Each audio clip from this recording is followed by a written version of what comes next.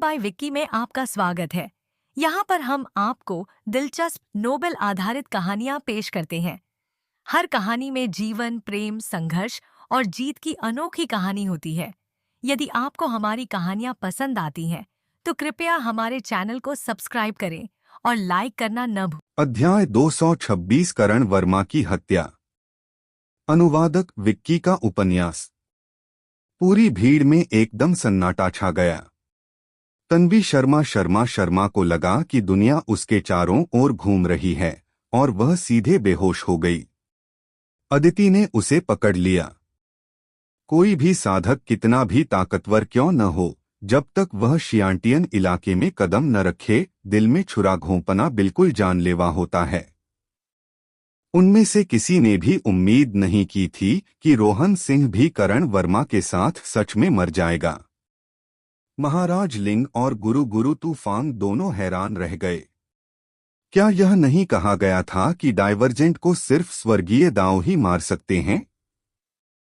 क्या रोहन सिंह डाइवर्जेंट नहीं थे? उन दोनों को बहुत अफसोस हुआ।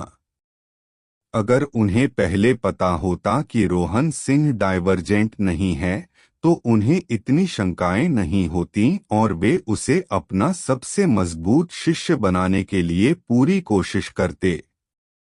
ऐसा कैसे हो सकता है? करण वर्मा ने अपने पेट में घुसी हड्डी की ब्लेड को देखा। उसके सारे अंग खराब हो चुके थे और उसकी जिंदगी तेजी से खत्म हो रही थी। ऐसा इसलिए है क्योंकि आपको मौत से डर लगता है, जबकि मुझे नहीं।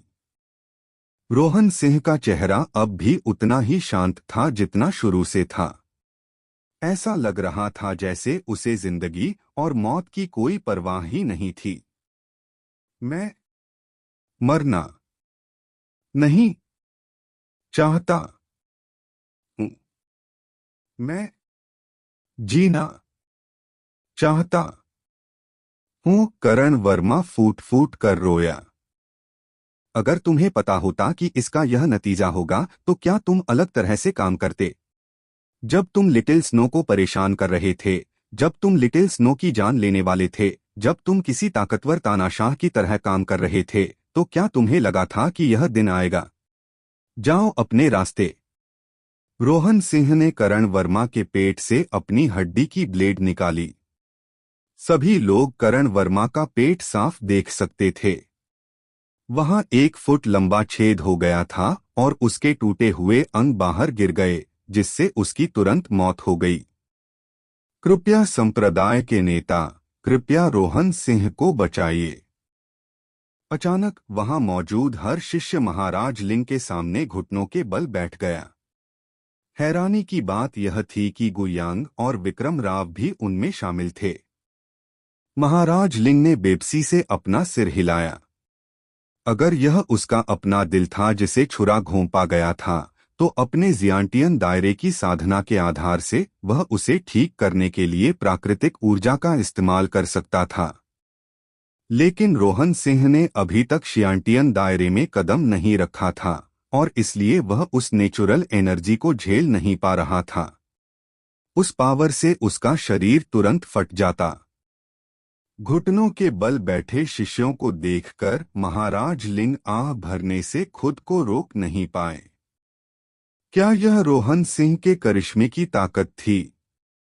उनके पहले के दुश्मन भी उन्हें बचाने की भीख मांग रहे थे। मेरा भाई लॉन्ग मरा नहीं है, तो उसे बचाने की क्या जरूरत है? वाइल्ड ने उलझन में सबको देखा और अपना सिर खुजलाया। अचानक मौत का फैसला करने वाले स्टेज का गेट फिर से खुल गया। रीबर्थ मोनोलिथ भी गिरना बंद हो गया। शुरू से अब तक यह सिर्फ आधा फीट नीचे गिरा था। लड़ाई बहुत जल्दी खत्म हो गई थी। सिर्फ 4 चालों में रोहन सिंह ने करण वर्मा को मार गिराया था। इसमें बस कुछ ही सांसें लगी थीं। लेकिन वो 2 सांसें इतनी धीरे धीरे चलीं कि उन सभी को ऐसा लगा जैसे पूरे 2 घंटे बीत गए हों। यह बहुत ही चौंकाने वाला और चिंताजनक था। उस आदमी को मौत का फैसला करने वाले स्टेज से धीरे धीरे बाहर जाते देखकर हर कोई पूजा और अफसोस से भर गया। वह तलवार अभी भी उसके दिल में चुभ रही थी। जैसे ही उसे बाहर निकाला जाता, वह तुरंत मर जाता। अगर उसे बाहर नहीं भी निकाला जाता, तो भी वह 2 सांसों से ज्यादा नहीं टिक पाता। हर कोई उसके जाने का दुख मना रहा था। बॉस, मरना मत, मैं अब भी आप पर भरोसा कर रहा हूं कि आप मुझे दुनिया भर में ले जाएंगे। रोहन सिंह ने त्योरियां चढ़ाई और अपनी स्पेशल रिंग से लिक्विड की एक बूंद निकालकर निगल ली। फिर उसने तलवार की मूठ पकड़ ली। जैसे ही उसने तलवार निकाली, खून बहने लगा। नहीं, सब लोग चौंक कर चिल्लाए। ऐसा करने से उसका सारा खून निकल जाएगा और वह तुरंत मर जाएगा। जैसे ही उसने तलवार निकाली, रोहन सिंह को लगा कि दिव्य जीवन ऊर्जा की एक बूंद उसके दिल को ठीक कर रही है और घायल हिस्से को तेजी से जोड़ रही है। बस एक सांस में खून बहना बंद हो गया। जैसा उसने सोचा था, वह स्पिरिट वर्ल्ड एक्सपर्ट सच में बहुत ताकतवर थी। यह चीज जो उसने उसके लिए छोड़ी थी, बहुत कीमती थी। उसे भविष्य में इसका इस्तेमाल करते समय जरूर सावधान रहना होगा। लेकिन उसी समय उसे उसकी आखिरी बातें याद आ गईं। दिव्य जीवन ऊर्ज का कि ये बूंदें एक तरह का कॉन्ट्रैक्ट थीं। उसे भविष्य में उसकी मदद करनी होगी। रोहन सिंह सच में उस तथाकथित स्पिरिट वर्ल्ड में जाना चाहता था, लेकिन वह चीज आज के उसके लिए बहुत दूर थी। बॉस, आप मर तो नहीं रहे? रवि कुमार चौंक गया। उसकी छाती का छेद तेजी से वापस जुड़ गया था और वह बकवास करने से खुद को रोक नहीं पाया। रोहन सिंह कुछ कहने ही वाले थे कि थकान ने उन्हें घेर लिया और उन्हें चक्कर आने लगा। अभी तक उसका बहुत ज्यादा खून बह चुका था। हालांकि दिव्य जीवन ऊर्जा की उस बूंद ने उसे ठीक कर दिया था, लेकिन वह इतनी तेजी से हुए खून की कमी की भरपाई नहीं कर पाई। बॉस, रवि कुमार तुरंत उन्हें सहारा देने के लिए दौड़े। रोहन सिंह ने अपना सिर हिलाया। उसे अब भी कमजोरी महसूस हो रही थी। रोहन सिंह रोहन सिंह ने खुद को थोड़ा संभाला ही था कि एक खुशबूदार हवा चली और एक मुलायम शरीर ने उसे गले लगा लिया। जैसे ही तन्वी शर्मा शर्मा शर्मा जागी और उसने रोहन सिंह को जिंदा देखा, वह उससे लिपटकर रोने लगी। रोहन सिंह, तुमने तो मुझे डरा दिया। बदमाश। तन्वी शर्मा शर्मा शर्मा फिर से एक छोटे बच्चे जैसी हो गई थी।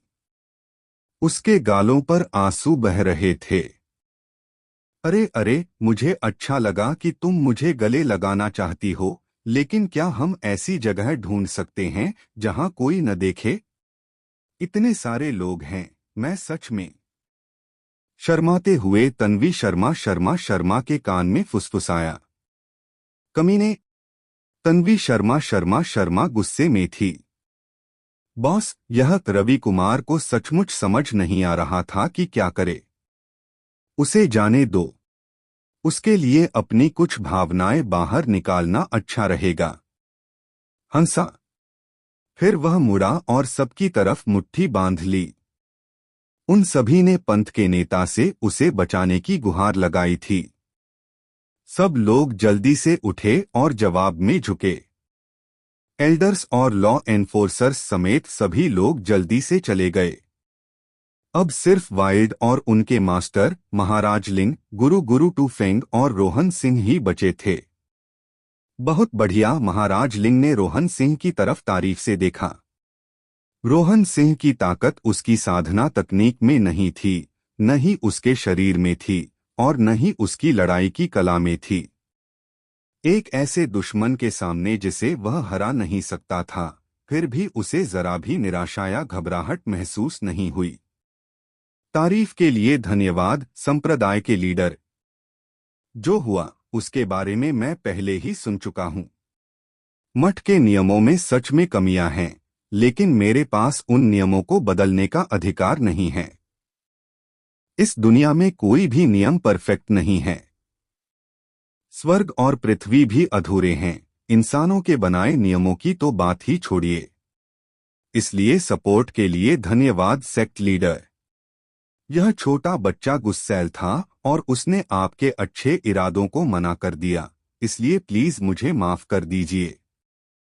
महाराज लिंग ने रोहन सिंह की जिंदगी और मौत की चुनौती को लेकर उम्मीद से भरे नहीं थे और इसीलिए उन्होंने रोहन सिंह को इतनी सारी वार्निंग दी थी। यह अच्छी बात है कि तुम इस बारे में इस तरह सोच सकते हो। तुम्हारे घाव ठीक हैं, है ना? उन्हें लगा कि रोहन सिंह ने जो दिव्य जीवन ऊर्जा की बूंद निगली थी वह बहुत चमत्कारी था। हीलिंग हॉल के एल्डर भी ऐसा करने में पूरी तरह नाकाम थे।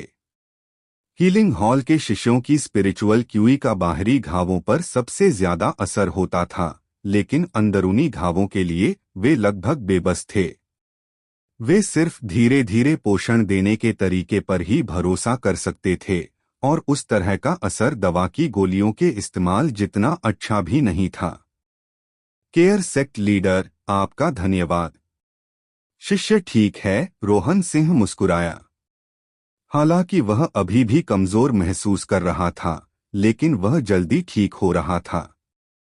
बस अफसोस की बात यह थी कि उनका बहुत सारा एसेंस ब्लड कम हो गया था। उसे फिर से भरने में उन्हें बहुत समय लगेगा, जिससे सच में उनके सिर में दर्द हो रहा था। छोटे दोस्त, तुम बुरे नहीं हो। क्या तुम मुझे अपना गुरु बनाना चाहते हो? वाइल्ड के गुरु रोहन सिंह से बहुत खुश हो रहे थे। बिल्कुल नहीं, महाराज लिंग और गुरु गुरु तू फैंग दोनों ने एक ही समय पर चिल्लाकर कहा। अभी रोहन सिंह अब वैसा नहीं था जैसा वह मठ में आने पर था। जैसे जैसे उसकी साधना का आधार बढ़ा, स्वर्गीय दाऊस ने उसकी कुछ अजीब बातों को पहले ही छिपा दिया था। असल में इंसानों में अलग अलग लोग नहीं हो सकते। अगर वह रोहन सिंह को अपना ट्रेनी बना लेता तो वह बहुत ज्यादा कर्मों से इन्फेक्टेड हो जाता। वह ऐसी चीज नहीं थी जिससे वह बच पाता। रोहन सिंह मठ में शामिल हो गए थे, लेकिन जुआंटियन मठ जुआंटियन सुपरमठ की सिर्फ एक ब्रांच थी और सुपरमठ पूरे जुआंटियन दाओ संप्रदाय का था। यही वजह थी कि महाराज लिंग एक ब्रांच मठ के छोटे संप्रदाय के लीडर के तौर पर किसी भी नियम को बदलने का अधिकार नहीं रखते थे। फिर भी इसी मजबूत सपोर्ट की वजह से जुआंटियन मठ अपने इलाके का सबसे मजबूत संप्रदाय था। जुआंटियन दाओ सेक्ट का इतिहास लाखों साल पुराना था।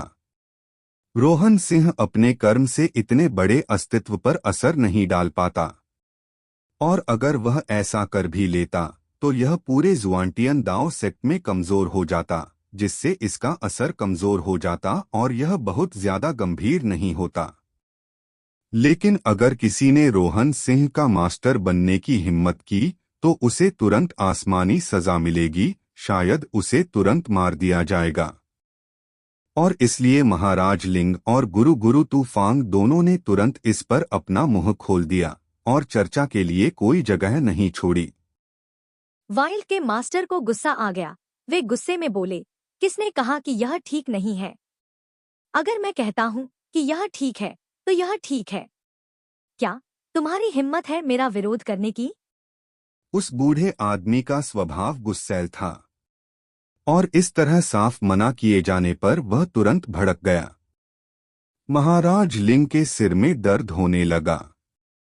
उन्हें पता था कि एक बार उनके ये चाचा गुरु नाराज हो गए तो वे पूरे मठ को उलट पुलट कर सकते हैं। गुरु गुरु तूफांग ने जल्दी से रोहन सिंह को एक मतलब भरी नजर से देखा। हालांकि उसे समझ नहीं आया कि क्या हो रहा है, लेकिन यह देखकर कि उन्होंने इतनी सीरियसली मना कर दिया, रोहन सिंह ने उन पर भरोसा किया और माफी मांगते हुए कहा, मैं आपकी मेहरबानी की तारीफ करता हूँ, लेकिन मुझे अब अपने साथी भाइयों के साथ रहने की आदत हो गई है, इसलिए मैं सीनियर के अच्छे इरादों को नहीं मान सकता। वह बूढ़ा आदमी आखिरकार शांत हो गया। ऐसा नहीं था कि उसे रोहन सिंह को अपना ट्रेनी बनाना ही था, बल्कि महाराज लिंग और गुरु गुरु तूफान के रवैये ने उसे भड़का दिया था। रोहन सिंह अपने साथी भाइयों के साथ रहना चाहता था और उसके लिए यह देखना काफी था कि रोहन सिंह अपने साथियों को महत्व देता था। यह बात उन शिष्यों को देखकर ही साफ पता चल गई थी जो उसके लिए घुटने टेकने को तैयार थे। उस बूढ़े आदमी को आखिरकार शांत होते देख महाराज लिंग और गुरु गुरु तूफान ने राहत की सांस ली और शुक्रगुजार हुए कि रोहन सिंह इतने समझदार थे। रोहन सिंह को अचानक कुछ याद आया और उसकी उम्मीद तुरंत जाग गई। उसने बूढ़े आदमी से पूछा, सीनियर, क्या आपके पास कोई high rank magical beast essence blood है? सीनियर, क्या आपके पास कोई high rank magical beast essence blood है? रोहन सिंह ने उम्मीद से पूछा। और जैसा कि उसने उम्मीद की थी, उस बूढ़े आदमी ने सिर हिलाया, जरूर। मेरे पास चौथे रैंक का मैजिकल बीस्ट एसेंस ब्लड बहुत है। क्या तुम्हें इसकी जरूरत है? उसने वाइल्ड से सुना था कि उसका यह मास्टर उसे शिकार पर ले गया था और वह अक्सर चौथे दर्जे के जादुई जानवरों को खा जाता था। इसीलिए अब उसका शरीर इतना ताकतवर हो गया था। चौथी रैंक का मैजिकल बीस्ट एसेंस ब्लड बहुत कीमती था। इसका इस्तेमाल शरीर को ठीक करने से लेकर गोलियों का रिफाइन करने तक कई तरह से होता था। रोहन सिंह इस जवाब से खुश हुए और पूछा, क्या सीनियर मुझे कुछ दे सकते हैं? ऐसी कोई छोटी सी बात है। और मुझे हर समय सीनियर मत कहो, यह अच्छा नहीं लगता। मेरा नाम कैंग मिंग है और जब आप मुझे मास्टर के तौर पर स्वीकार नहीं करना चाहते तो मुझे अंकल कैंग मिंग ही कहो। कैंग मिंग ने हाथ हिलाया। रोहन सिंह ने महाराज लिंग की तरफ देखा। अगर उन्होंने कैंग मिंग को चाचा कहा तो क्या इससे वह संप्रदाय के नेता की पीढ़ी में नहीं आ गए? महाराज लिंग समझ गए कि रोहन सिंह क्या सोच रहा है और हल्के से मुस्कुराए, इसमें चिंता की कोई बात नहीं है। हमारा जुआनतियान मठ दूसरे पंथों जैसा नहीं है। दूसरे पंथों में शिष्य गुरुओं को मानते हैं और गुरु शिष्यों को मानते हैं और इसलिए वे सीनियरिटी का ज्यादा ध्यान रखते हैं। लेकिन हमारे जुआनतियान मठ का स्टाइल दुनिया के सेक्युलर स्कूलों जैसा है और हम सीनियरिटी के इतने पक्के नहीं हैं। तो रोहन सिंह कैंग मिंग की तरफ मुड़ा और मुस्कुराया। Rohan Singh, uncle Kang Ming को नमस्ते।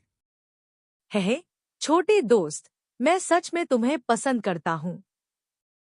तुम्हारे अंदर का घमंड और बेरहमी बिल्कुल वैसी ही है जैसी मैं पहले हुआ करता था। सिर्फ आप जैसे लोग ही उन खतरनाक भ्रष्ट रास्ते के चेलों के खिलाफ लड़ते समय सच में अलग दिख सकते हैं। जहां तक ग्रीन हाउस गोभी की बात है, हे भगवान, उनका मूल्यांकन करना भी उचित नहीं है। छोटे लिंग जी, तुम्हें आपत्ति करने की जरूरत नहीं है। मैंने बहुत पहले ही कहा है कि मठ के नियम गलत हैं। ऐसे फ्रेमवर्क के साथ आप क्या बकवास कर सकते हैं? छी, एक सच्ची लड़ाई में क्या विजेता वह है जो अधिक शक्तिशाली है? क्या विजेता वह है जिसके पास अधिक युद्ध कौशल है? क्या विजेता वह है जिसके पास सबसे सुंदर तकनीक है? गलत। लड़ाई का मकसद अपने विरोधियों को मारने के लिए कम से कम कोशिश करना है। अगर आप किसी को एक ही वार में मार सकते हैं तो दूसरा वार बिल्कुल भी बर्बाद न करें। अगर आपका सामना आपसे ज्यादा ताकतवर दुश्मन से हो तो आपको ठीक उसी रवैये से सामना करना होगा जैसा रोहन सिंह ने किया था। आप मुझे मार सकते हैं, लेकिन मैं आपको भी अपने साथ नीचे गिरा दूंगा। लेकिन उस बेवकूफ, उस वो जैसी किसी चीज का क्या? कैंग मिंग को उसका नाम भी नहीं सूझ रहा था। गुरु गुरु तूफान ने कहा, करण वर्मा। ठीक है, करण वर्मा, वह तो बस एक बेवकूफ है। इस तरह के खोखले घमंड और घमंड के साथ वह उन क्रूर भ्रष्ट रास्ते के जानकारों से मिलते ही खुद को पेशाब कर लेगा। जिंदगी और मौत की आखिरी लड़ाई में भी वह छोटी मोटी स्कीम इस्तेमाल करना चाहता था और कुछ बकवास साइकोलॉजिकल लड़ाई खेलना चाहता था। ये वो एक्सपर्ट्स हैं जिन्हें तुमने खड़ा किया है। आपने तो बस सुअरों का एक झुंड इकट्ठा किया था जिसे भ्रष्ट रास्ते के चेलों को भेजा जाएगा। ऐसा ही चलता रहा तो हमारे मठ में चेलों की हर अगली पीढ़ी कम होती जाएगी। कैंग मिंग बोलते बोलते और ज्यादा गुस्सा होता गया। आखिर में उसने आह भरी। उसकी आंखों में उदासी आ गई। ऐसा लग रहा था जैसे उसे कोई खास बात याद आ गई हो। महाराज लिंग ने इस डांट के जवाब में कुछ नहीं कहा। वह यह भी जानते थे कि मठ के नियमों में दिक्कतें हैं, लेकिन वे नियम ऊपर से तय किए गए थे और वह उन्हें बदल नहीं सकते थे। लिटिल लिंगजी, शुरू में तुम्हारा टैलेंट सच में बहुत बढ़िया था, लेकिन अब तुम में एक तरह की बेरहमी नहीं रही। तुम हर चीज को लेकर बहुत ज्यादा सावधान रहते हो। तुम में कोई हिम्मत नहीं है। और आखिर में आप हमारे मठ के सेक्ट लीडर बन गए। लेकिन आपकी पीढ़ी के उन साथी जीनियस लोगों का क्या? वे किस साधना बेस तक पहुंचे हैं? एक इंसान के तौर पर बहुत ज्यादा सावधान और स्थिर रहने के अपने फायदे हैं, लेकिन एक साधक के तौर पर ऐसा करने से सिर्फ नुकसान होता है। अगर आप में हिम्मत या साहस नहीं है, तो आपके लिए आगे की ऊंचाइयों तक पहुंचना नामुमकिन है। टैलेंट तो बस एक पाद है। हो सकता है अगर आप इसे बाहर निकाल दें तो आप शोर मचाकर लोगों को चौंका सकते हैं और लोगों को बाहर निकाल सकते हैं, लेकिन अगर आप इसे बाहर नहीं निकाल सकते तो कौन जानता है कि आप क्या बकवास अंदर दबाए हुए हैं। रोहन सिंह उस आखिरी लाइन पर लगभग हंस पड़े, लेकिन कैन मिंग के शब्द सच में बहुत सही थे। उनके कठोर शब्द बिल्कुल सही थे। हर दिन अनगिनत टैलेंट पैदा होते थे, लेकिन बिना उस इच्छा के जैसे उनकी जिंदगी उसी पर निर्भर करती हो, बिना उस हिम्मत के जो ऊपर चढ़ती, बिना उस पक्के इरादे के जो आसमान और धरती की बेड़ियों से आजाद हो जाती, वह सारा टैलेंट बस बेकार हो जाता था। शुरू से ही रोहन सिंह मठ के शिष्य बनाने के तरीके से थोड़ा नाराज थे। उस पहले गुफा ट्रायल के अलावा उन्हें इसमें से कुछ भी पसंद नहीं था। लिटिल लिंगजी, इस दुनिया में इंसान की जिंदगी तेजी से गुजर जाती है, जैसे पौधों के लिए मौसम तेजी से गुजरते हैं। मैं तुमसे पूछता हूँ, जब तुम मौत का सामना कर रहे होगे, तो क्या तुम्हें पता है कि तुम अपनी जिंदगी में क्या पीछे छोड़ जाओगे? तुमने कुछ भी पीछे नहीं छोड़ा होगा, क्योंकि अपनी पूरी जिंदगी में तुमने बस सभी नियमों का पालन किया और किसी और के दिए गए रोल को निभाया। कैंग मिन ने दया से अपना सिर हिलाया। असल में मैं तुम्हें एक सच्चा मार्शल आर्टिस्ट बनाना चाहता था, लेकिन आखिर में तुमने मेरे सीनियर अप्रेंटिस भाई की बात मान ली और एक अच्छे बच्चे की तरह बर्ताव किया। लेकिन जब कैंग मिन ने वाइल्ड को देखा तो उसने संतोष के साथ कहा, लेकिन कम से कम स्वर्ग ने मेरे साथ अच्छा व्यवहार किया और मुझे अपने अंतिम वर्षों में ऐसे अद्भुत प्रशिक्षु से मिलने दिया। हे स्वर्ग ने भी मेरे साथ अच्छा बर्ताव किया कि मुझे आपसे मिलने का मौका मिला। अब मैं पेट भरकर खा सकता हूँ, वाइल्ड ने शुक्रगुजारी से कहा। कैंग मिन तुरंत दिल खोलकर हंस पड़ा। हालांकि वाइल्ड थोड़ा भोला और थोड़ा बेवकूफ था, लेकिन वह कभी गोलमोल बातें नहीं करता था।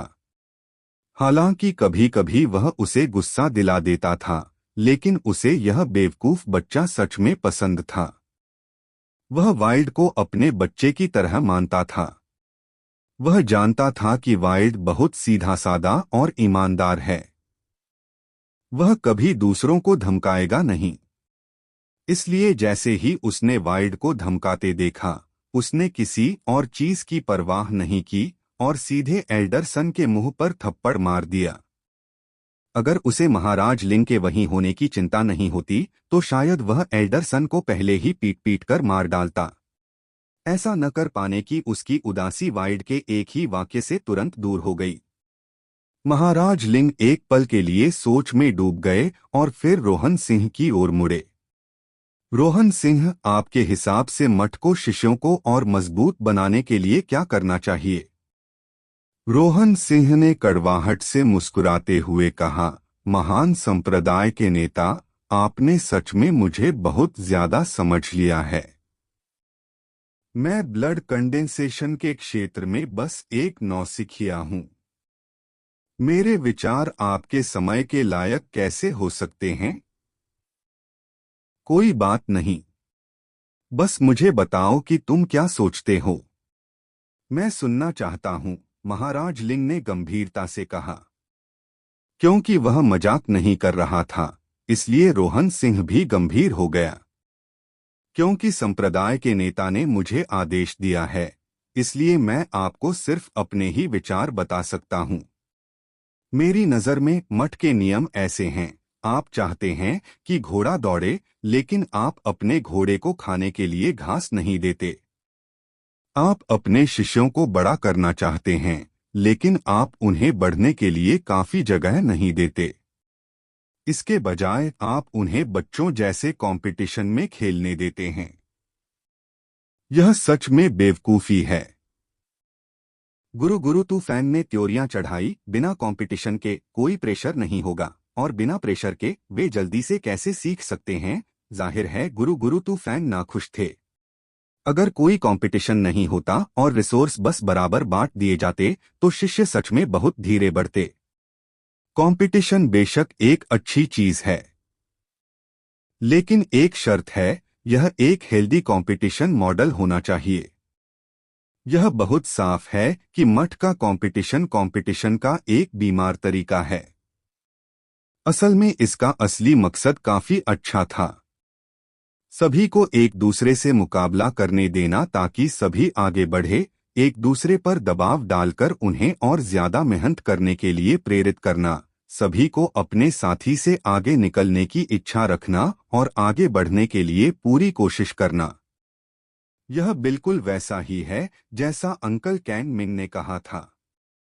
इस तरह का तरीका अपने आप में बुरा नहीं है, लेकिन इस तरीके से तैयार किए गए तथाकथित एक्सपर्ट्स सिर्फ बकवास हैं।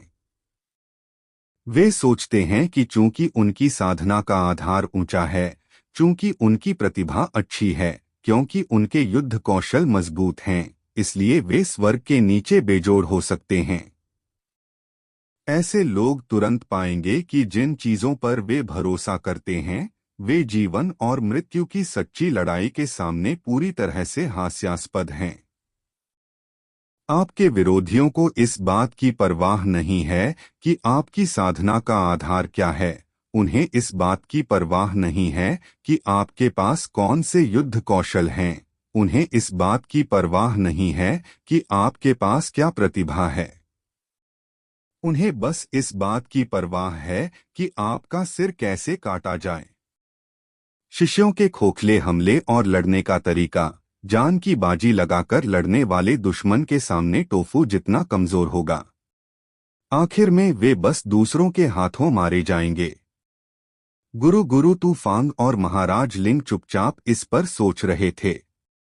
रोहन सिंह ने मठ की अभी की अजीब हालत के बारे में बताया था, लेकिन वे भी इसे बदलने में लाचार थे। ऐसा नहीं था कि वे अपने शिष्यों से एक दूसरे को मारने की कोशिश करवा सकते थे। न सिर्फ यह बात ऊपर वालों को मंजूर नहीं होती, बल्कि फिर कौन अपने शिष्यों को यहाँ भेजेगा। बस वह आखिरी परीक्षा ही अनगिनत शक्तियों को पीछे हटने के लिए काफी थी।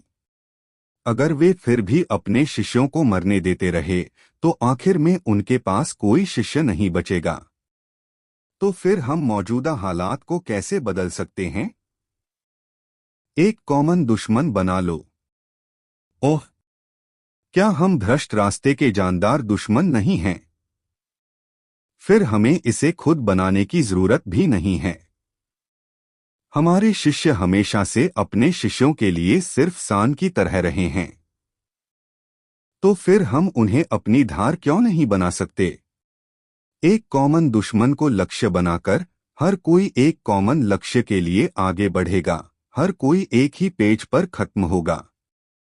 यह इस अंदरूनी लड़ाई के तरीके से कहीं बेहतर है। और ऐसे अंदरूनी लड़ाई का नतीजा यह होता है कि कोई भी एक दूसरे पर भरोसा नहीं करेगा, यह सोचकर कि साथी दुश्मन हैं। अगर कोई नया आपसी दुश्मन भी आ जाए तो भी सभी को सच में एक साथ काम करने के लिए तैयार करना मुश्किल होगा। यह एक तरीका है, लेकिन हमें नहीं पता कि भ्रष्ट रास्ते के चेले कब हम पर हमला करेंगे। यह थोड़ी परेशानी वाली बात है। तो फिर हम उन पर हमला क्यों नहीं कर सकते? गुरु गुरु तूफान और महाराज लिंग दोनों हिल गए थे। हमेशा से करप्ट रास्ता उन पर हमला करता रहा था और वे चुपचाप बचाव करते रहे थे। वे पहले से ही सिर्फ बचाव पर निर्भर रहने के आदी थे। रोहन सिंह के प्रपोजल ने उन्हें जरूर प्रभावित किया था, लेकिन इतनी बड़ी बात पर पहले ठीक से सोचना जरूरी था। धन्यवाद, मैं इस पर विचार करूंगा। महाराज लिंग ने रोहन सिंह को मुस्कुराते हुए कहा। उनके और गुरु गुरु तूफान के चारों ओर स्पेस घूम गया और वे दोनों गायब हो गए। रोहन सिंह, यह रहा मैजिकल बीस्ट एसेंस ब्लड जो मैंने इकट्ठा किया है। तुम यह सब ले सकते हो। स्पेशल रिंग में देखते हुए रोहन सिंह लगभग चिल्ला ही पड़े। अंदर मैजिकल बीस्ट एसेंस ब्लड के कम से कम 50 बड़े जार थे और वे सभी चौथे रैंक के मैजिकल बीस्ट एसेंस ब्लड थे। अगर वह इसका इस्तेमाल 10,000 बीस्ट एसेंस ब्लड बनाने के लिए करता तो इससे उसका कल्टीवेशन बेस जरूर तेजी से बढ़ता। इसके अलावा मेरे पास तुम्हें देने के लिए कुछ भी अच्छा नहीं है, लेकिन हमारी पहली मुलाकात के तोहफे के तौर पर मैं तुम्हें एक नया हथियार बनाऊंगा। बूढ़े आदमी, क्या तुमने नहीं कहा था कि यह एक शर्त थी? अब यह एक उपहार कैसे है? कैंग मिंग तुरंत लाल हो गया और उसे गुस्से से घूरने लगा। उफ, वह उस समय स्मार्ट कैसे बन गया जब उसे स्मार्ट नहीं होना चाहिए था। लेकिन रोहन सिंह यह सुनकर खुश हुआ कि कैंग मिंग उसके लिए एक हथियार बना देगा। इस समय उसके पास एक अच्छे भारी हथियार की कमी थी। Thank you uncle Kang Ming. क्या हथियार नॉर्मल से थोड़ा भारी हो सकता है? तो फिर मुझ पर पूरी ताकत से मुक्का मारो। रोहन सिंह शिष्टाचार के कारण खड़े नहीं हुए, क्योंकि उन्हें पता था कि वे अपनी फिजिकल पावर का अंदाजा लगाना चाहते हैं, और उन्होंने अपनी पूरी ताकत से मुक्के मारे। रोहन सिंह की मुट्ठी को एक हाथ से रोकते हुए कैंग मिंग चौंक गया। तुम तो मेरी सोच से भी ज्यादा ताकतवर हो। इस मुक्के में 8 लाख पाउंड से ज्यादा ताकत थी। तो क्या तुम चाहते हो कि मैं 50,000 पाउंड का सेबर बनाऊं? क्या यह 1,50,000 पाउंड हो सकता है? और इससे भी ज्यादा वजन मेरे लिए ठीक है। अध्याय 228 भ्रष्ट शैतान का अग्नि परीक्षण। अनुवादक विक्की का उपन्यास। 1,50,000 पाउंड। यह थोड़ा ज्यादा भारी है, तुम्हें नहीं लगता? कैंग मिंग ने थोड़ी हैरानी से कहा। वाइल्ड की जबरदस्त फिजिकल ताकत के बावजूद उसके बड़े क्लब का वजन सिर्फ 2 लाख पाउंड था। अंकल कैंग मिंग, यह पक्का कोई प्रॉब्लम नहीं होगी। जब मैं अपनी डिवाइन रिंग बुलाता हूं तो मेरी फिजिकल स्ट्रेंथ बहुत तेजी से बढ़ती है और मैं आगे भी बढ़ने वाला हूं, इसलिए जितना भारी हो उतना अच्छा, रोहन सिंह ने समझाया। रोहन सिंह अभी भी ब्लड कंडेंसेशन के पीक पर ही था। एक बार जब वह आगे बढ़ा तो उसकी क्यूई और फिजिकल पावर एक दूसरे को कॉम्प्लीमेंट करेंगी, जिससे उसकी ताकत एक नए लेवल पर पहुंच जाएगी। कैंग मिंग मुस्कुराए बिना नहीं रह सका। लगता है मैं कुछ समय के लिए बिजी रहूंगा। वाइल्ड भी आजकल शिकायत कर रहा है कि उसका हथियार बहुत हल्का है। तुम दोनों सच में भाई हो। इतनी फिजिकल ताकत तो हैरान करने वाली है। लेकिन चिंता मत करो, मैं तुम दोनों के लिए अल्ट्रा हैवी हथियार बनाऊंगा। Thank you uncle Kang Ming. Rohan Singh बहुत खुश था। जब उसने पहली बार वाइल्ड का बड़ा क्लब देखा था तो उसे जलन हुई थी। वह अपनी पूरी ताकत सिर्फ एक बहुत भारी सेबर का इस्तेमाल करके ही दिखा पाएगा। फिर अगर उसका सामना करण वर्मा जैसे लेवल के किसी से भी होता है तो भी वह अपनी जान जोखिम में डाले बिना अपने अपोनेंट को हरा पाएगा। सबसे जरूरी बात यह है कि रोहन सिंह इस चौथे रैंक के मैजिकल बीस्ट एसेंस ब्लड का इस्तेमाल 10,000 बीस्ट एसेंस ब्लड बनाने के लिए करने वाला था, जिससे वह जल्दी से आगे निकल जाएगा। 10वें हेवन स्टेज के बाद 9 स्टार सुपर बॉडी आर्ट के साथ आगे बढ़ना बहुत मुश्किल था, लेकिन साथ ही एक बार जब वह आगे बढ़ गया तो इससे उसकी फिजिकल बॉडी एक नए लेवल तक मजबूत हो गई। भले ही वह टेंडन ट्रांसफॉर्मेशन दायरे में पहुंचे बिना सिर्फ 13वें हेवन स्टेज तक पहुंच जाए, फिर भी वह टेंडन ट्रांसफॉर्मेशन दायरे के बीच के दायरे से नीचे किसी को भी नीचे देख पाएगा। सीनियर कैन मिन को अलविदा कहने के बाद रोहन सिंह और वाइल्ड हेवन अर्थ फैक्शन में लौट आए। जब वे पहुंचे तो उनका तुरंत जोरदार स्वागत हुआ। रोहन सिंह का नाम पहले से ही पूरे मठ में गूंज रहा था। हो सकता है कि मठ में कुछ लोग यह न जानते हों कि संप्रदाय का नेता कौन है, लेकिन ऐसा कोई भी व्यक्ति नहीं था जो यह न जानता हो कि रोहन सिंह कौन है। जब से रोहन सिंह मठ में शामिल होने के लिए ट्रायल में आया था, उसने एक के बाद एक चमत्कार किए थे। अब तो उसने सिर्फ 4 चालों में करण वर्मा को भी मार डाला था और लोगों की नजरों में एक अजय देवता बन गया था। लिटिल स्नो भी वहां मौजूद था, लेकिन उसका शरीर अभी भी बहुत कमजोर था और वह मुश्किल से चल पा रहा था। दिव्य जीवन सार की उस बूंद का सबसे बड़ा इस्तेमाल चोटों को ठीक करने में था। लिटिल स्नो के बाहरी घाव अब तक पूरी तरह से भर चुके थे। उसका शरीर पपड़ी से ढका हुआ था और जब वे गिर जाते तो नए बाल उग आते।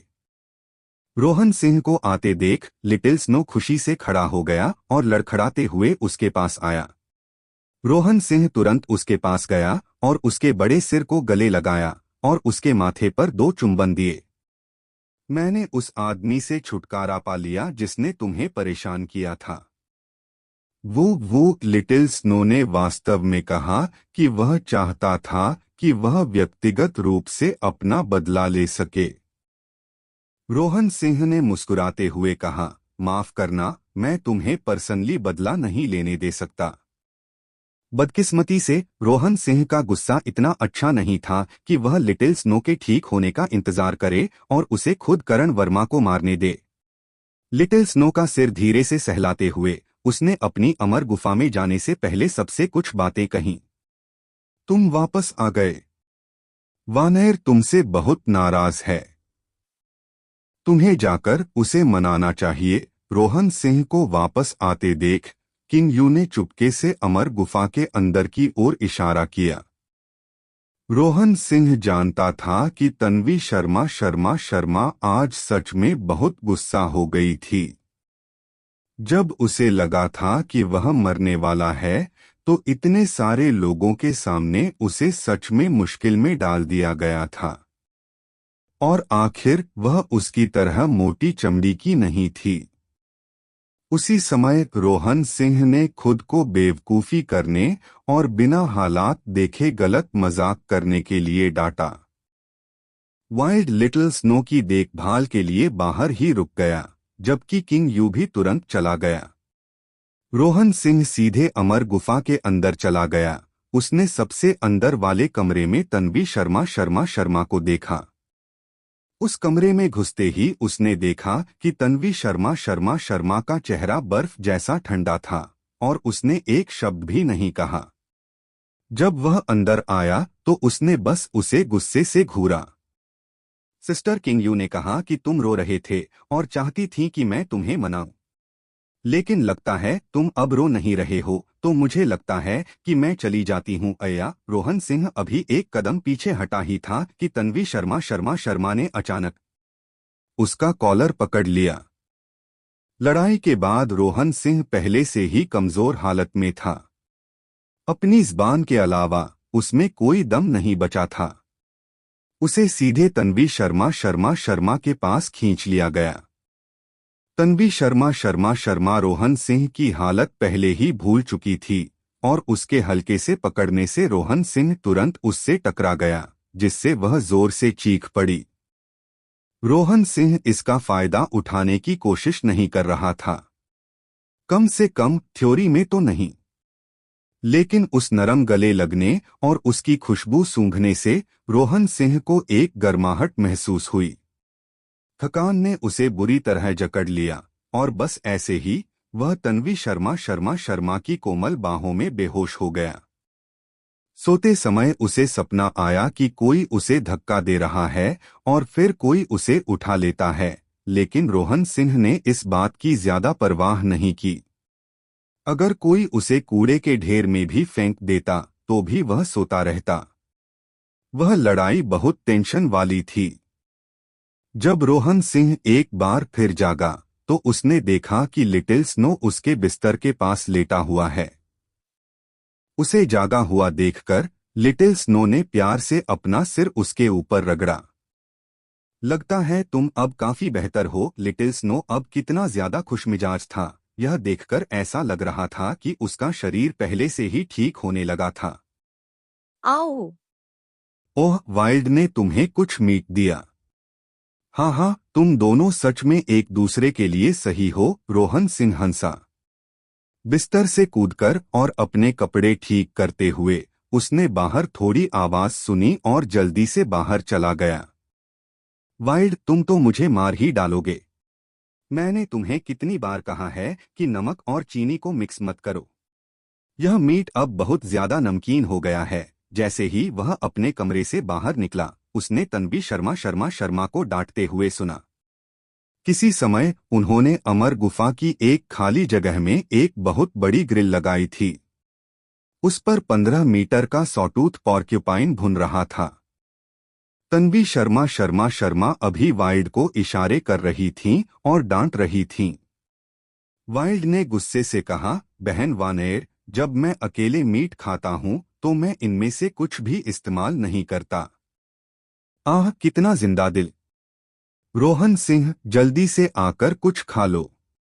लो, जो मैंने अभी बनाया है उसे चखो। तन्वी शर्मा शर्मा शर्मा ने उसे मीट का एक सींक दिया।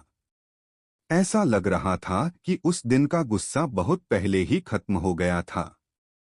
रोहन सिंह ने खुशबूदार सीख का एक टुकड़ा खाया। ऐसा लगा कि उसने कोई मसाला डाला था।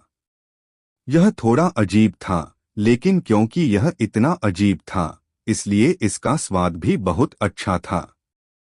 बहुत बढ़िया, यह सच में बहुत स्वादिष्ट है।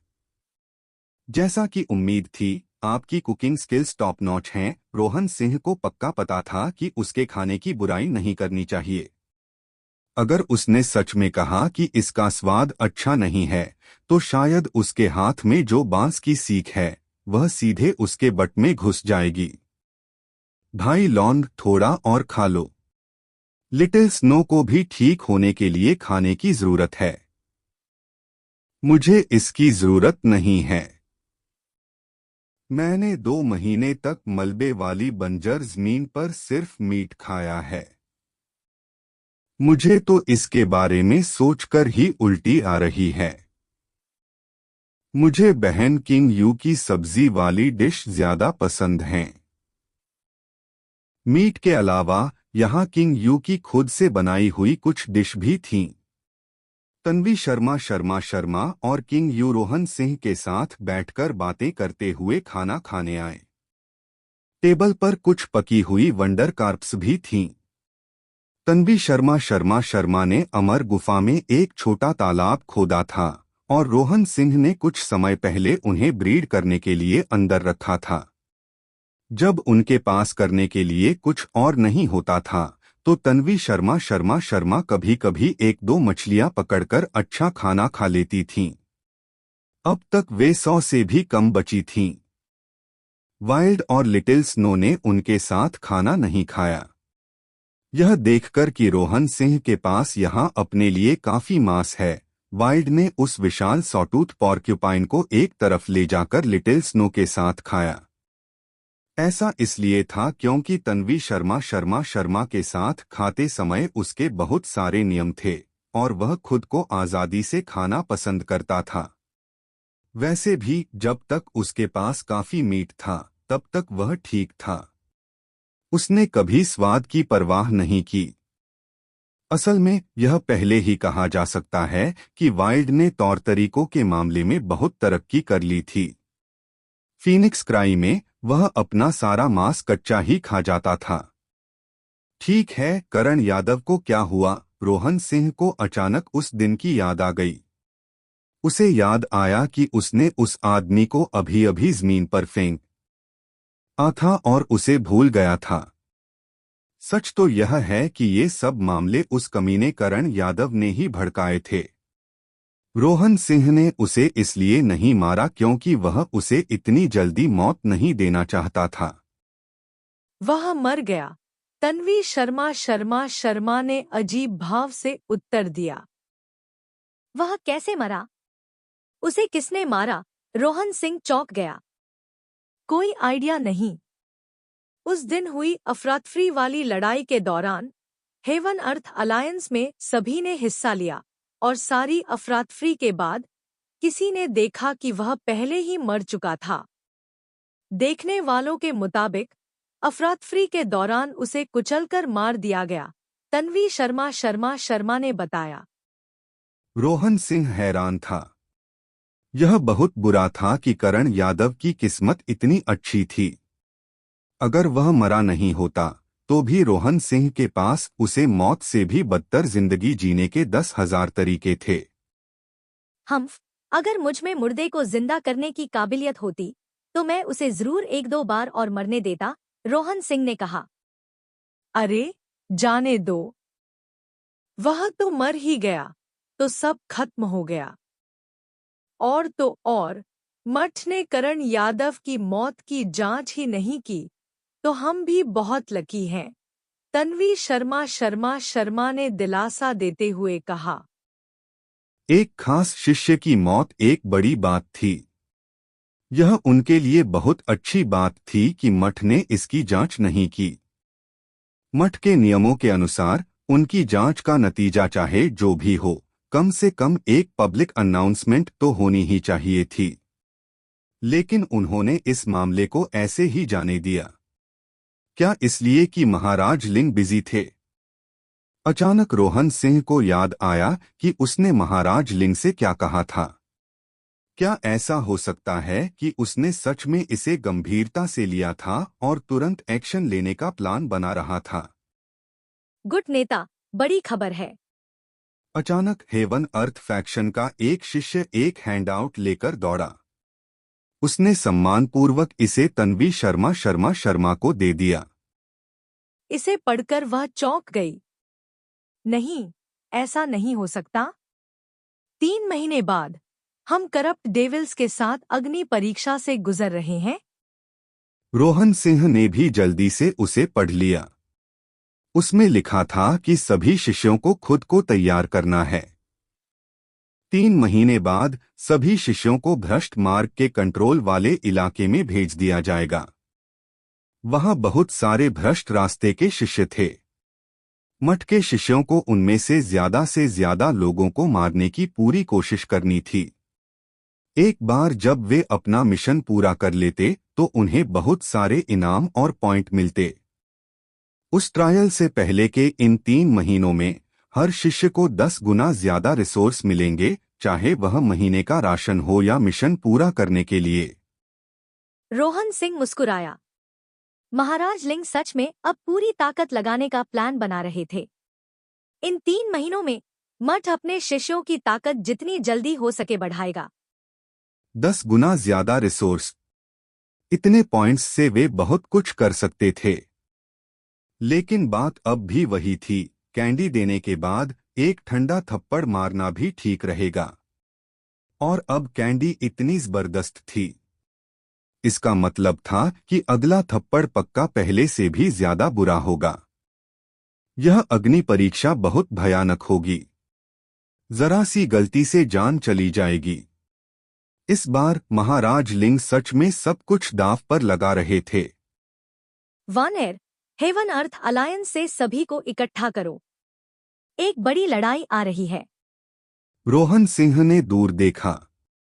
पता नहीं क्यों उसे लगा कि उसका अपना खून गर्म हो गया है। ऐसा लग रहा था जैसे कत्ल करना ही उसकी सबसे पुरानी इच्छा थी। आम तौर पर वह इस तरह की इच्छा को दबा लेता था, लेकिन जब बात खतरनाक भ्रष्ट रास्ते के एक्सपर्ट्स की आई तो वह आखिरकार अपनी सारी झिझक छोड़ सका। असल में शायद सिर्फ मारकाट से ही वह खुद को मजबूत बना सका और 9 स्टार सुपर बॉडी आर्ट को परफेक्शन तक पहुंचा सका। अध्याय 229 ताकत बढ़ाने में मदद करना। अनुवादक विक्की का उपन्यास। उस खबर की घोषणा के बाद पूरे मठ का माहौल बहुत भारी हो गया। सभी शिष्यों को आने वाले भविष्य का दबाव महसूस हुआ। इस समय रोहन सिंह ने हेवन अर्थ अलायंस के सभी 5 मुख्य शिष्यों को एक साथ इकट्ठा किया था। मुख्य शिष्यों के लिए ऐसी लड़ाई के बारे में सोचने मात्र से ही उनका खून खौल उठेगा, लेकिन सभी लोगों में ऐसा आत्मविश्वास नहीं था। हालांकि ज्यादातर लोग बेसब्री से तैयारी कर रहे थे, लेकिन कुछ लोग डर से भरे हुए थे। शिष्यों के ट्रायल के आखिरी हिस्से से उनके दिलों में जो साया पड़ा था वह अब भी मिटा नहीं था।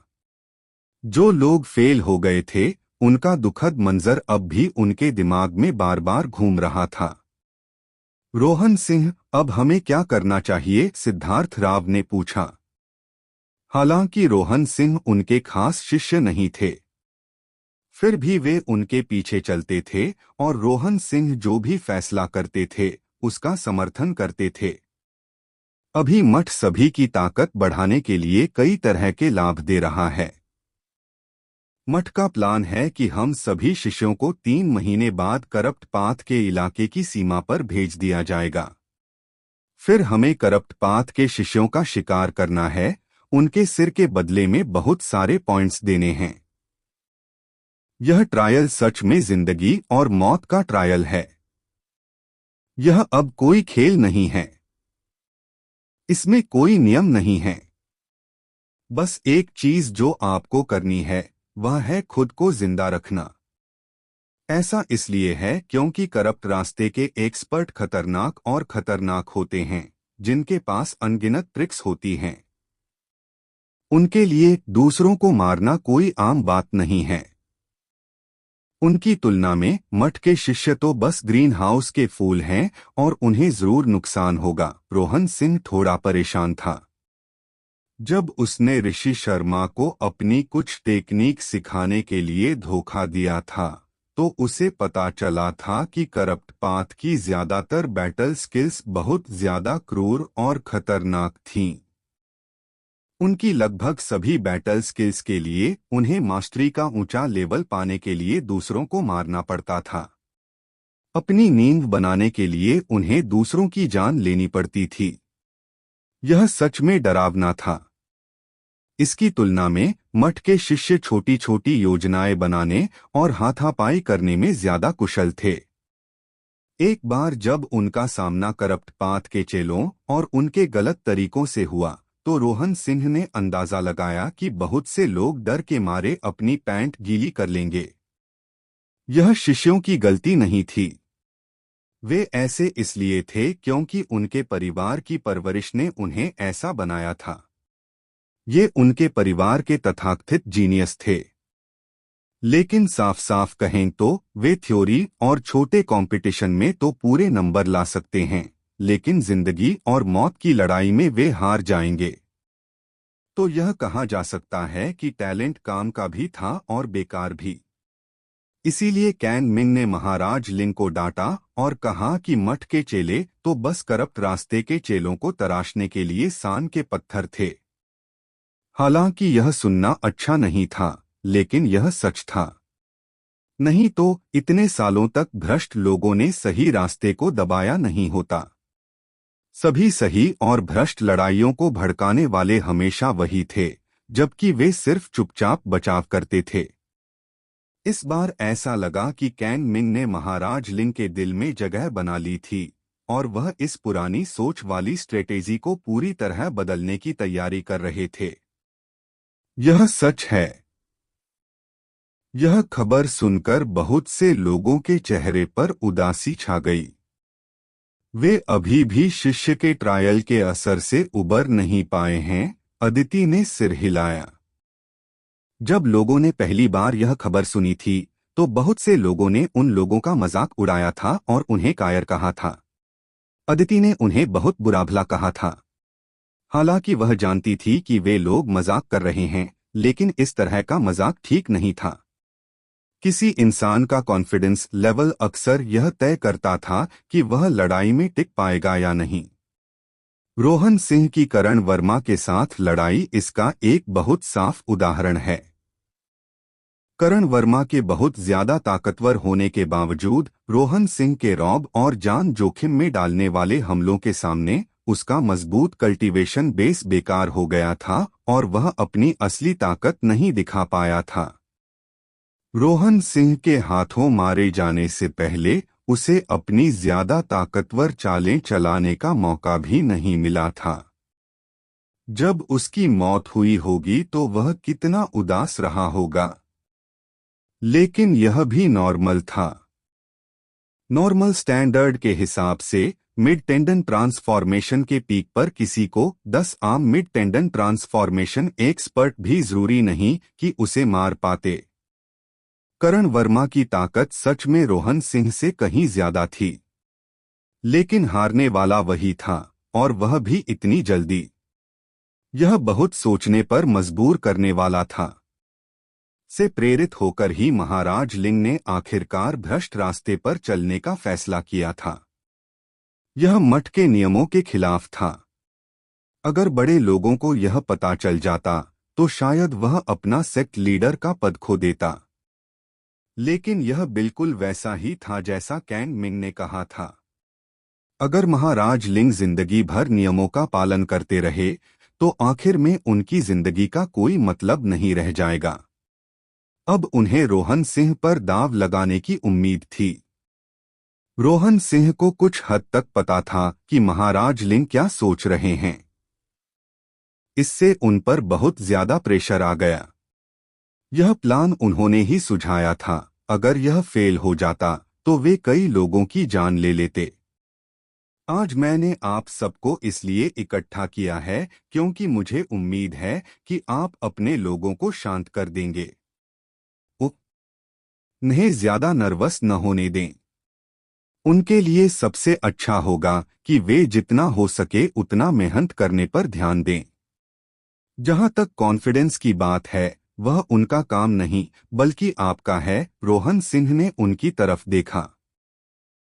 वे समझ नहीं पाए कि उसका क्या मतलब था। हाँ, तुम कोर शिष्यों के तौर पर तुम इस मठ की आत्मा हो। उस समय तुम्हारा प्रदर्शन सबके जीवन और मृत्यु से जुड़ा होगा। इस थोड़े समय में तुम सबको बहुत मजबूत बनना होगा और ज्यादा आत्मविश्वासी बनना होगा। जब ट्रायल शुरू होगा तो तुम सबको दिखावा करना होगा और अपने विरोधियों पर एक सुंदर जीत दिखानी होगी। अपने कामों से सबको बताओ कि भ्रष्ट रास्ते के एक्सपर्ट डरावने नहीं हैं। जब तक तुम उनके सिर काटोगे वे भी मर जाएंगे। रोहन सिंह हंसा। सबने हाँ में सिर हिलाया। रोहन सिंह की बातें समझ में आईं, लेकिन उन सभी को लगा कि उन पर दबाव बढ़ गया है। करण यादव ने कड़वाहट से मुस्कुराते हुए कहा, ऐसे कहूं तो मुझे सच में चिंता हो रही है। अगर मैं कोई गलती कर देता तो क्या मैं अपने साथ अपने 99 भाइयों की जान नहीं ले लेता। बाकी लोगों ने भी कड़वी मुस्कान दी। सिर्फ तन्वी शर्मा को कोई प्रेशर महसूस नहीं हुआ। ऐसा इसलिए था क्योंकि उनके हेवन अर्थ फैक्शन में रोहन सिंह था। उसके होने से हेवन अर्थ फैक्शन का हौसला कोई कम नहीं कर सकता था। तुम सिर्फ इसलिए परेशान हो क्योंकि तुममें कॉन्फिडेंस नहीं है। तुमने जिंदगी और मौत का कोई असली अनुभव नहीं किया है तो तुम्हें इतना कॉन्फिडेंस कैसे मिला। इसीलिए अभी मैं तुम्हें जिंदगी और मौत की कुछ टेम्परिंग दूंगा। रोहन सिंह ने गंभीरता से कहा। जिंदगी और मौत का खेल? मजाक कर रहे हो? सब चौंक गए। लगता है तुम लोग अभी भी मुझे समझ नहीं पा रहे हो। जब तुम्हें लगता है कि मैं सीरियस हूं, तो मैं असल में मजाक कर रहा होता हूं। लेकिन जब मैं सीरियस होता हूं, तो तुम्हें लगता है कि मैं मजाक कर रहा हूं। अभी मैं पूरी तरह सीरियस हूं। थोड़ी देर में सिद्धार्थ राव, करण यादव और लव चावला, तुम तीनों एक साथ मुझ पर हमला करोगे। याद रखना, यह कोई मार्शल कंपटीशन नहीं, बल्कि एक कत्लेआम होगा। मैं तुम्हें मौत के मुंह तक धकेलकर तुम्हारे पुरखों के निशान जगा दूंगा, रोहन सिंह ने कहा। क्या इससे कोई फायदा होगा? ऐसा नहीं है कि तुम सच में हमें मार डालोगे, लव चावला ने कुछ कंफ्यूजन के साथ कहा। उसके परिवार ने बहुत पहले ही उस पर अनगिनत बार यह कोशिश की थी कि वह मौत के कगार से अपने पूर्वजों के निशान को एक्टिवेट कर ले, लेकिन वे बार बार नाकाम रहे। इसके अलावा उन्हें तब यह भी नहीं पता था कि यह नकली था।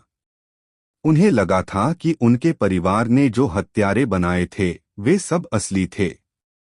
लेकिन अब रोहन सिंह ने सीधे सीधे उनसे यह कह दिया, इसका कोई मतलब नहीं होगा।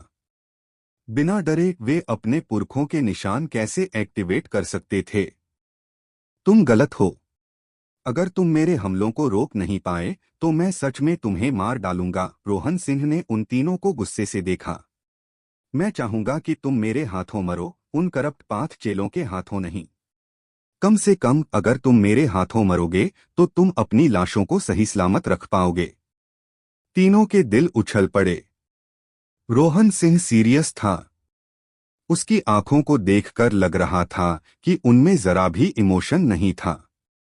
वह बिल्कुल वैसा ही लग रहा था जैसे करण वर्मा से लड़ते समय था, और जान लेने की इच्छा से भरा हुआ था। उनकी गर्दन से पसीना टपक रहा था और उनके बाल खड़े हो गए थे। यह अभी का रोहन सिंह असल में एक राक्षस राजा था। वे समझ गए थे कि रोहन सिंह सीरियस है। अगर वे उसे नहीं रोक पाए तो वे मर जाएंगे। चल दर। रोहन सिंह उठ गया। उन पांचों ने एक शब्द भी नहीं कहा और उसके पीछे पीछे चल दिए। वे मठ से निकले और एक घाटी में पहुंचे। रोहन सिंह का सामना सिद्धार्थ राव, करण यादव और लव चावला से हुआ। एक पल के लिए इस बारे में सोचो। तुम्हारे आसपास के लोग तुम्हारे परिवार, तुम्हारे माता पिता, तुम्हारे प्रेमी हो सकते हैं। वे तुम्हारे लिए सबसे कीमती जिंदगी हो सकते हैं। लेकिन मुझे भ्रष्ट रास्ते का एक बेरहम कातिल समझो। अगर कोई तुम्हारे सबसे करीबी लोगों को बेरहमी से मार डाले तो तुम्हें कैसा लगेगा? ठीक है, चलो शुरू करते हैं। रोहन सिंह ने सीधे अपनी हड्डी की ब्लेड सिद्धार्थ राव की तरफ चलाई, जो अभी भी हैरान थे।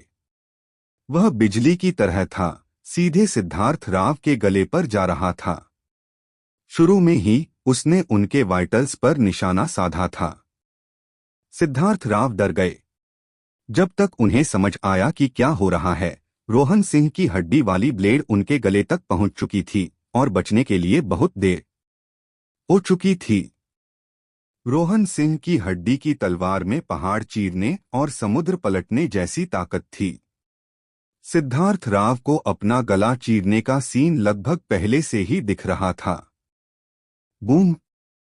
जैसे ही हड्डी का ब्लेड सिद्धार्थ राव के गले में घुसने वाला था, लव चावला के डंडे ने हमला किया, जिससे रोहन सिंह का हड्डी का ब्लेड चकनाचूर हो गया। हालांकि हड्डी का ब्लेड चूक गया, फिर भी वह धरती हिला देने वाली ताकत बाहर निकली, जिससे वे दोनों उड़ गए। तन्वी शर्मा शर्मा शर्मा और अदिति दोनों लगभग चिल्ला पड़े। रोहन सिंह को कोई शक नहीं था। अगर लव चावला न होते तो सिद्धार्थ राव पहले ही मर चुका होता। रोहन सिंह सच में उन्हें मारने का प्लान बना रहा है। पहले अटैक में मैंने जानबूझकर इसे थोड़ा धीमा रखा था। अगली बार मैं ऐसा नहीं करूंगा। शायद अगर मैं चेहरे बदल दूं तो तुम्हें एहसास हो जाएगा कि यह कोई गेम नहीं है। रोहन सिंह ने एक खतरनाक मुखौटा पहना था। वह एक खतरनाक शैतान जैसे दिख रहा था और चेहरे पर यह मुखौटा लगाकर वह एक बार फिर अपनी हड्डी की तलवार लेकर आगे बढ़ा, इस बार करण यादव पर। करण यादव दहाड़ा और अपनी कृपाण रोहन सिंह की हड्डी पर मार दी। लेकिन रोहन सिंह की ताकत बहुत ज्यादा डरावनी थी और उसने सीधे खून की उल्टी कर दी और उड़ गया। लेकिन जैसे ही उसने हवा में गोली चलाई, रोहन सिंह भी उसके पीछे पीछे चला गया। उसकी हड्डी की तलवार उसके गले पर जा लगी। करण यादव, लव चावला और सिद्धार्थ राव दहाड़े। करण यादव इस अगले हमले का सामना करने में असमर्थ था। अगर वह हड्डी का ब्लेड उस तक पहुंच जाता तो वह निश्चित रूप से मर जाता। उन दोनों ने अपनी चोटों को नजरअंदाज कर दिया। उस समय तक करण यादव तक पहुंचने में उन्हें बहुत देर हो चुकी थी। उन दोनों ने अपने हथियार सीधे रोहन सिंह की तरफ तान दिए। रोहन सिंह ने ठंडी आवाज में नाक सिकोड़ी और अपनी हड्डी की तलवार लहराई, जिससे उनके दोनों हथियार गिर गए। उन दोनों को जोरदार टक्कर लगी और एक बार फिर खून की उल्टी हुई। रोहन सिंह की हड्डी की तलवार ग्रिम रीपर की हंसिया जैसी थी, जो उन दोनों की गर्दन पर वार कर रही थी। उसकी स्पीड इतनी तेज थी कि उनमें से कोई भी बच नहीं सका। भाड़ में जाए, करण यादव दहाड़ा और रोहन सिंह पर टूट पड़ा। असल में उसके पास अभी भी कोई हथियार नहीं था और उसने रोहन सिंह का हाथ पकड़कर जोर से काट लिया। रोहन सिंह ने हमला जारी नहीं रखा। अपना मास्क उतारकर उसने पागल करण यादव को देखा, जो अभी भी उसकी बाह पर काट रहा था, और मुस्कुराया। अपने पूर्वजों के निशानों को जगाने पर बधाई। अध्याय 230 युवा स्पिरिट पिल। अनुवादक विक्की का उपन्यास। अपने पूर्वजों के निशानों को जगाने पर बधाई। जागृत पुश्तैनी निशान। उन्हें अपनी आंखों पर यकीन नहीं हुआ। किसी समय सिद्धार्थ राव, करण यादव और लव चावला के माथे पर एक हल्का सा निशान दिखाई दिया। हालांकि वे थोड़े साफ नहीं थे, लेकिन उनसे आने वाला हल्का दबाव यह साबित करता था कि वे निश्चित रूप से पूर्वजों के निशान थे। तभी सिद्धार्थ राव और लव चावला ने रिएक्ट किया। एक दूसरे को देखते हुए उन्होंने दूसरे व्यक्ति के पूर्वजों के निशान को देखा और खुशी से पागल हो गए। अरे करण यादव, तुम मेरा हाथ काटना कब बंद करोगे? क्या तुम्हें इसकी लत लग गई है? करण यादव ने रोहन सिंह की बातें सुनी ही नहीं। रोहन सिंह का हाथ पकड़े हुए उसकी आंखें पूरी तरह लाल थीं और वह पागल हो चुका था, पागलों की तरह काट रहा था। छी! रोहन सिंह ने अपना हाथ घुमाया और करण यादव को उड़ा दिया। लेकिन जब वह उछला भी तो करण यादव ने रोहन सिंह की आस्तीन काट ली और फाड़ दी। सब हैरान थे और उन्हें यह मजेदार लगा। करण यादव अभी भी गुस्से में था, तुरंत वापस हमला किया। उसकी आंखें पूरी तरह लाल थीं और वह दहाड़ रहा था, तुम मेरे भाइयों को मारना चाहते हो? मैं तुम्हें काटकर मार डालूंगा। सिद्धार्थ राव और लव चावला तुरंत उसके पास गए और उसे पकड़ लिया और चिल्लाए, अरे अरे, उठो, यह तो पहले ही खत्म हो चुका है। उन दोनों के जोर से पकड़े जाने पर करण यादव धीरे धीरे जाग गया और उन्हें कंफ्यूजन से देखने लगा। तुम लोग मुझे क्यों रोक रहे हो? हम दोनों एक ही तरफ हैं। रोहन सिंह ने कंधे उचका दिए। उसके नंगे हाथ पर कुछ चोट के निशान थे जो करण यादव ने किए थे। मुझे नहीं लगा था कि आप अभी भी इतना अनोखा हुनर छिपा रहे हैं। बुरा नहीं है। रोहन सिंह के हाथ के चोट वाले हिस्से को देखकर वे अपनी हंसी नहीं रोक पाए। वे एक दूसरे के कामों से भी इमोशनल हो गए, क्योंकि मौत के सामने भी वे सभी एक दूसरे के साथ खड़े थे। रोहन सिंह, क्या हमने सचमुच अपने पुरखों के निशान जगा दिए? अब उन्हें अपने खून में एक नई तरह की एनर्जी महसूस हो रही थी। यह पुरखों के निशान की वजह से था, लेकिन उन्हें इस पर यकीन नहीं हो रहा था। उनके परिवारों ने बहुत कोशिश की थी, लेकिन वे ऐसा नहीं कर पाए थे और पहले ही हार मान चुके थे। लेकिन अब पलक झपकते ही उन्होंने अपने पुरखों के निशान जगा दिए थे। रोहन सिंह ने उन तीनों को अविश्वास भरे भाव से देखा और अपना सिर हिलाया। मुझे भी पक्का नहीं पता। क्या आप इसे और टेस्ट करना चाहेंगे? रोहन सिंह ने अपनी हड्डी की तलवार उठाई, जिससे तीनों डर गए और बड़बड़ाने लगे, नहीं, नहीं, रुको। हम बस इस पर विश्वास करेंगे। वे रोहन सिंह का दोबारा सामना करने के बजाय उन पागल करप्ट पाथ एक्सपर्ट्स का सामना करना पसंद करेंगे। उन्हें लगा कि रोहन सिंह उनसे भी ज्यादा पागल है। सबसे डरावनी बात यह थी कि उसने कितनी भी पागलपन भरी हरकतें की, उसके हाव भाव कभी नहीं बदले। उन तीनों को डरा हुआ देखकर तन्वी शर्मा शर्मा शर्मा हंस पड़ी। हमेशा बिना भाव वाली अदिति भी मुस्कुराए बिना नहीं रह सकी। यह सच में कमाल की बात थी कि रोहन सिंह एक बेरहम हत्यारे से तुरंत एक मजाकिया बदमाश बन गया। हाँ, हम तीनों भाइयों ने भी अपने पुरखों के निशानों को फिर से जिंदा कर दिया है। अगर मेरे पापा को पता चलता तो वे जरूर खुश होते। वे तीनों दिल खोलकर हंसे, आखिरकार इस बात को मान लिया। यह खुशी बहुत अचानक आई थी। वे तीनों भी शांत नहीं रह पा रहे थे। कौन जानता था कि उनके परिवार में कितने जीनियस लोगों की पीढ़ियों के बाद भी किसी ने उनके पुरखों के निशान को फिर से जिंदा नहीं किया। रोहन सिंह, आप अपने पुश्तैनी निशान को कब पुनर्जीवित कर सकते हैं? अगर आप अपने पूर्वजों के निशान को जगा लें, तो आप कितने शक्तिशाली बन जाएंगे? वे तीनों उत्साह से रोहन सिंह की ओर मुड़े। रोहन सिंह का साधना बेस अभी भी ब्लड कंडेंसेशन के पीक पर ही था। अगर उसने अपने पूर्वजों के निशान को जगा लिया तो क्या वह भविष्य में बेजोड़ नहीं हो जाएगा? रोहन सिंह थोड़ा मुस्कुराया, लेकिन उसकी मुस्कान में थोड़ा दर्द भी था। उसका स्पिरिट ब्लड चोरी हो गया था, इसलिए उसके अंदर पुरखों के खून की एक बूंद भी नहीं थी।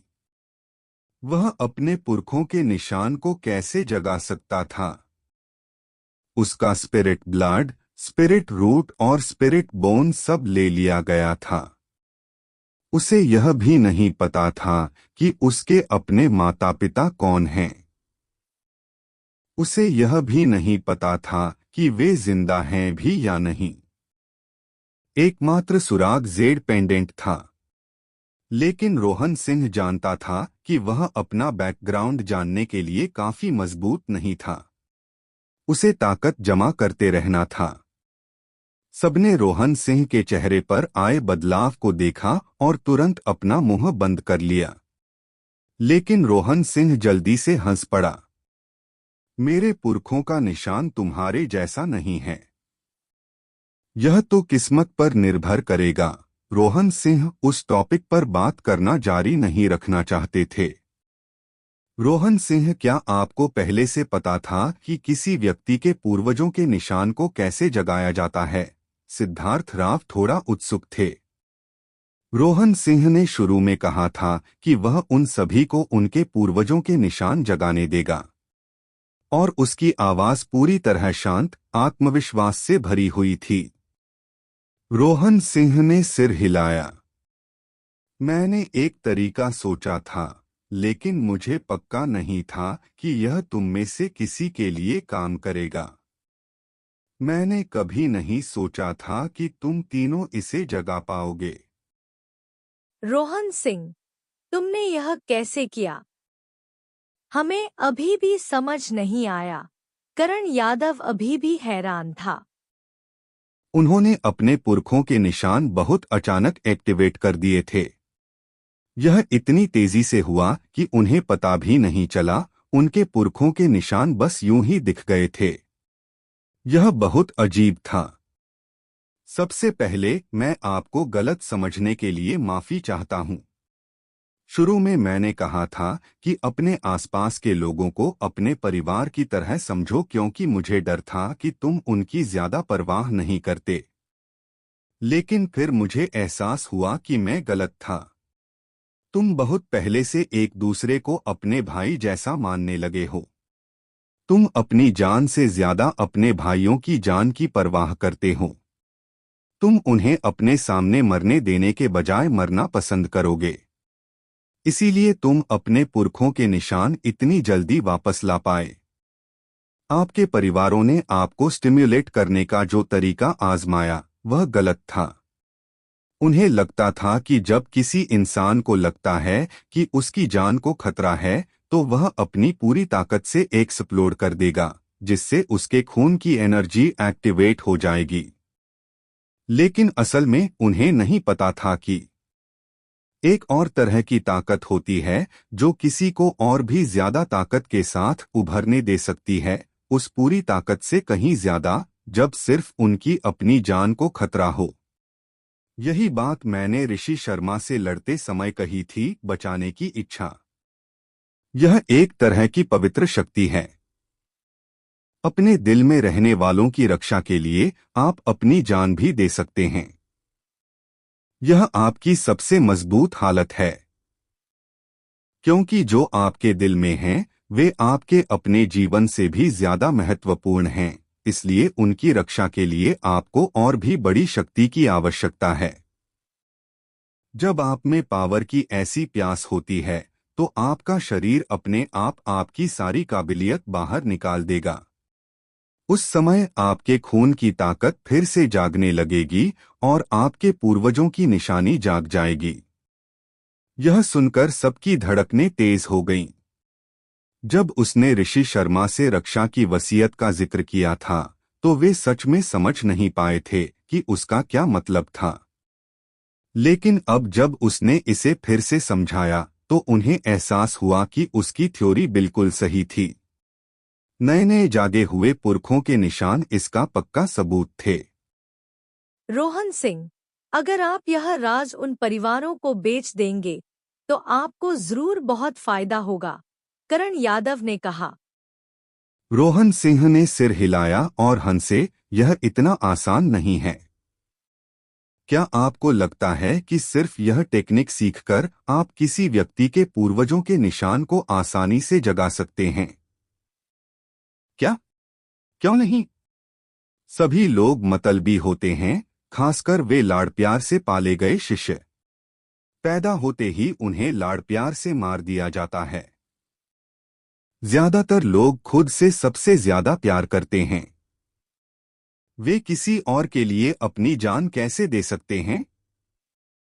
अगर कोई सच में अपने करीबी लोगों की परवाह नहीं करता तो आप उसमें और ज्यादा ताकत की प्यास कैसे जगाएंगे? तो हालांकि सिद्धांत आसान है, लेकिन इसे अमल में लाना बहुत मुश्किल है। और इसलिए हम सभी भाई अब से सच्चे भाई बन जाएंगे। रोहन सिंह ने अपना हाथ बढ़ाया। सिद्धार्थ राव, करण यादव और लव चावला ने भी हाथ बढ़ाया और उन्हें एक दूसरे के ऊपर रखा। भाई साथ मिलकर अपराजेय हैं। चारों एक साथ चिल्लाए। फिर उन्होंने एक दूसरे को देखा, उनकी आंखों से गहरा प्यार झलक रहा था। उफ, क्या तुम चार बूढ़े लोग इतना घिनौना बर्ताव करना बंद कर सकते हो? फिर कभी ऐसा एक्सप्रेशन मत बनाना, तन्वी शर्मा ने एक तरफ से कहा। वे चारों तुरंत हंस पड़े। उनमें से तीन ने आज अपने पुरखों के निशान फिर से पा लिए थे। यह बहुत खुशी का मौका था और वे सब जश्न मनाने के लिए मठ लौट आए। जब यह खबर फैली कि उन तीनों ने अपने पूर्वजों के निशान फिर से जगा दिए हैं तो पूरा मठ हिल गया। यहाँ तक कि गुरु टू फैन खुद भी देखने आए। रोहन सिंह ने कुछ भी नहीं छिपाया, उन्हें पूरी कहानी समझा दी। रोहन सिंह को देखकर गुरु टू फैन को समझ नहीं आया कि क्या कहें। फिर सिद्धार्थ राव और उनकी तरफ देखकर वह तारीफ से भर गए। अपने साथियों के लिए खुद को कुर्बान करने के लिए सिर्फ बहादुरी से ज्यादा की जरूरत होती है। गुरु तूफान भी उनके बीच के भाईचारे से बहुत खुश थे।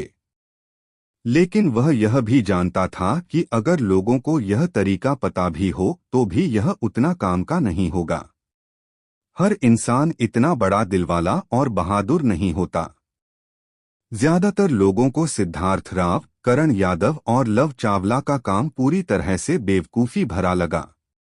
यह ठीक वैसा ही था जैसे रोहन सिंह के देश निकाला होने के बावजूद उन्होंने हेवन अर्थ फैक्शन के साथ गठबंधन करने का फैसला किया था। उस समय उसके जिंदा लौटने की उम्मीद न के बराबर थी, लेकिन अपने ताकतवर दुश्मनों से दबने के बाद भी उन्होंने हेवन अर्थ अलायंस को नहीं छोड़ा था। ऐसे मूर्ख सच में बहुत कम थे, लेकिन रोहन सिंह का तरीका सिर्फ ऐसे मूर्खों के लिए काम करेगा। वे स्मार्ट लोग कभी भी इस तरीके का इस्तेमाल नहीं कर पाएंगे। एक बार जब उन तीनों ने अपने पूर्वजों के निशान जगा लिए तो वे हेवन अर्थ फैक्शन के साथ रहे। इस तरह वे तन्वी शर्मा और अदिति के साथ रह सकते थे और उनसे मदद लेकर जल्दी से अपने पूर्वजों के निशानों की शक्ति को ठीक से कंट्रोल करना सीख सकते थे। जहां तक रोहन सिंह की बात है, उसने शिष्टाचार नहीं दिखाया और सभी 5 गुटों के पॉइंट्स लेकर जुआंतियान पवेलियन जाकर बहुत सारा दवा वाला सामान खरीद लिया। अगले कुछ समय तक रोहन सिंह असल में अपनी भट्टी से कभी अलग नहीं हुए। हर दिन वह लगातार दवा की गोलियां बनाते रहते थे। वह अपनी अमर गुफा से आधे महीने बाद ही निकले। उन्होंने 500 से ज्यादा युवा स्पिरिट पिल्स को रिफाइन किया था। वे 3rd टियर मेडिसिनल पिल्स थीं, लेकिन वे 3rd टियर में डिसिनल पिल्स में भी टॉप नॉच थीं और बहुत कीमती थीं। वे टेंडन ट्रांसफॉर्मेशन एक्सपर्ट्स को बिना किसी नतीजे या नतीजों की चिंता किए एक पूरे हेवन स्टेज को आगे बढ़ाने की इजाजत दे सकते थे। यह उन लोगों के लिए खास तौर पर फायदेमंद था जिन्होंने अभी अभी अपना दायरा पक्का किया था। इससे वे सीधे पहले हेवन स्टेज में कदम रख सकते थे। इसके अलावा रोहन सिंह की सभी गोलियां हाई ग्रेड की थीं। स्पिरिट स्टोन बनाने में मदद से दवा का असर पूरी तरह से बढ़ जाएगा। सिर्फ एक हेवन स्टेज को आगे बढ़ाने में कोई दिक्कत नहीं होगी, और क्या यह आपको और आगे बढ़ने देगा, यह हर व्यक्ति के टैलेंट पर निर्भर करेगा। जब सिद्धार्थ राव और उनके साथियों ने उसे युवा स्पिरिट पिल के असर के बारे में बताते हुए सुना तो उनकी आंखें लगभग बाहर निकल आईं। यह तो असल में चीटिंग थी। मठ में युवा स्पिरिट पिल्स भी थीं, लेकिन वे सभी लो ग्रेड की थीं। वे बहुत महंगी भी थीं, सिर्फ एक की कीमत 5000 पॉइंट्स से ज्यादा थी। रिसोर्स बढ़ने के बाद भी वे इसे खरीद नहीं पा रहे थे। इसके अलावा एक हेवन स्टेज को आगे बढ़ाने के लिए आपको 3 लो ग्रेड युवा स्पिरिट पिल खानी होंगी। एक आम दवा की गोली पहली बार लेने पर पूरी तरह एब्जॉर्ब हो जाती है। दूसरी बार लेने पर इसका असर आधा हो जाता है और तीसरी बार लेने पर यह फिर से आधा हो जाता है। चौथी बार तक आपके शरीर में इसके दवा वाले असर के लिए रेजिस्टेंस बन जाता है और यह असल में बेकार हो जाती है। रोहन सिंह ने कहा कि एक बार जब वे युवा स्पिरिट पिल्स की मेडिसिनल एनर्जी को पूरी तरह से रिफाइन कर लेंगे तो वह देखेंगे कि क्या उनके पास उनके लिए दूसरा बैच रिफाइन करने के लिए काफी समय है। इससे सब लोग खुशी से पागल हो गए और सब एकांत में चले गए। इसके बाद रोहन सिंह ने और 3 दिन लगाकर बहुत सारा दवा वाला पाउडर तैयार किया। 3 दिन बाद रोहन सिंह मठ से बहुत सारा 10,000 बीस्ट एसेंस ब्लड लेकर निकला। अब जब बाकी सबका मामला सुलझ गया था तो उसके लिए जल्दी से अपना कल्टीवेशन बेस बढ़ाने का समय आ गया था।